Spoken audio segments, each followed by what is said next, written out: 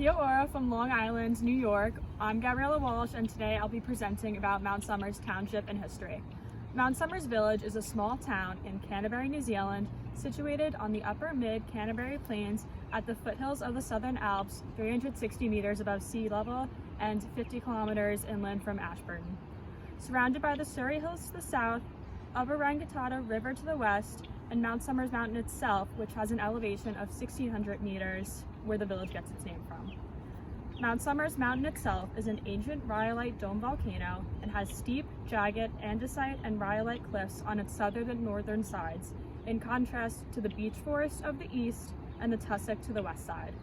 Unlike many country towns in New Zealand, Mount Somers' economy has not only been agriculture because of the presence of coal, clay, silica sand, and limestone in the hills behind the town, which are mined.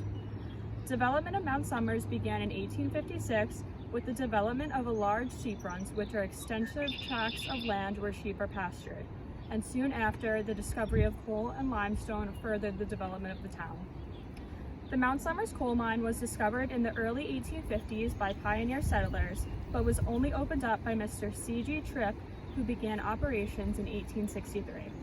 The mine at first only supplied local requirements until the railway was introduced to Mount Somers to further the production. An 8-mile tramway to the mines was developed in 1882 by the Ashburton City Council, which connected to the main at Tynwald. This gave access to the neighboring lime and stone quarries as well as coal. Coal and limestone are still quarried today, along with silica sand and clay. A branch line railway called the Mount Somers Branch was built in stages beginning in 1878, and the line reached Mount Somers in 1885. The construction of the railway provided valuable employment to the area as it was being constructed during the onset of the Long Depression. From 1889 to 1957, an extension ran to Springburn, sometimes known as the Springburn Branch of the railway, and the Bush Tramway. The line served the community and industries from 1885 to 1968 when the branch closed, but relics of the railway and Bush Tramway are still visible there today. Mount Somers School was built in 1879 on 3 acres of land and was originally only one room which could accommodate up to 50 kids. Today, Mount Somers Springburn School is a full primary school with an enrollment of about 90 students in years 1 through 8.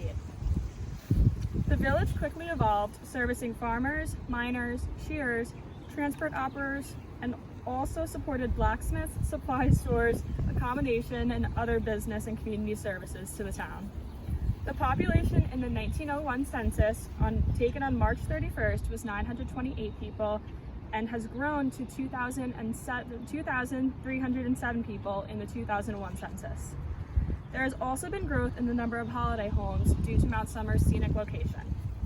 Agriculture diversified over time, and the area prospered as farming options such as cattle, deer, cropping, and more recently dairying have become more prevalent in the area.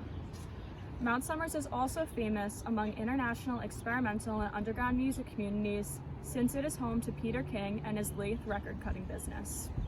The village is the gateway to the beautiful scenery of the Ashburton Gorge, Maori Lakes, and onto Lake Huron, Lake Clearwater, Lake Camp, and the Sharpland Falls.